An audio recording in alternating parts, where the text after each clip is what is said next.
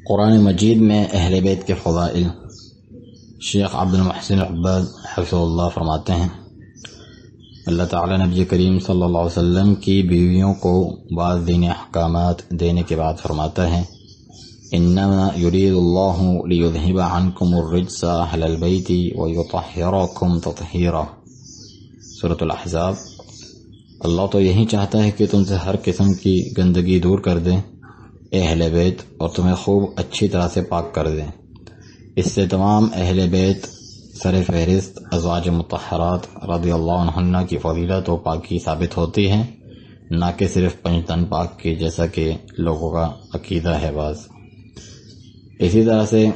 بعض دنیاوی مطالبات پر جب اللہ تعالیٰ نے ازواج مطہرات رضی اللہ عنہ کو اختیار دیا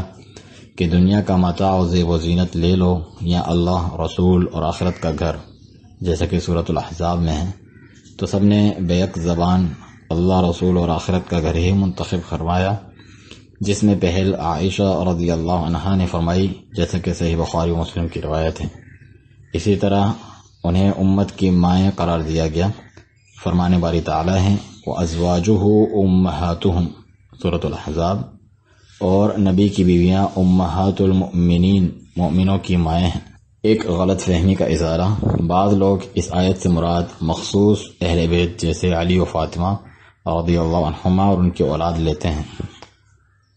سورۃ الشورى میں اللہ تعالیٰ کا فرمان قُلْ لَا أَسْأَلُكُمْ عَلَيْهِ أَجْرًا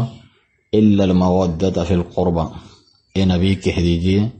کہ میں تم سے کوئی اجرت نہیں مانگتا علاوہ اس کے کہ تم رشتہ داری کا لحاظ تو رکھو۔ حالانکہ اس سے خاص اہل بیت مراد نہیں، بلکہ قریش کے قبائل میں آپ صلی اللہ علیہ وسلم کی رشتہ داری مراد ہے، جیسا کہ خود اہل بیت کے بڑے عالم ابن عباس رضی اللہ عنہما صحیح بخاری میں اپنے شاگرد کو اس آیت سے مراد محض اہل بیت لینے پر ٹوکتے ہوئے فرماتے ہیں، تم نے جلد بازی سے کام لیا۔ اصل بات یہ ہے کہ قریش کا کوئی قبیلہ ایسا نہیں تھا جس سے نبی کریم صلی اللہ علیہ وسلم کی رشتہ داری نہ ہو۔ مقصود یہ ہے کہ تم ایمان نہیں لاتے تو کم از کم اس رشتہ داری کا لحاظ رکھو جو میرے تمہارے درمیان ہے، اور مجھے تکلیف نہ دو۔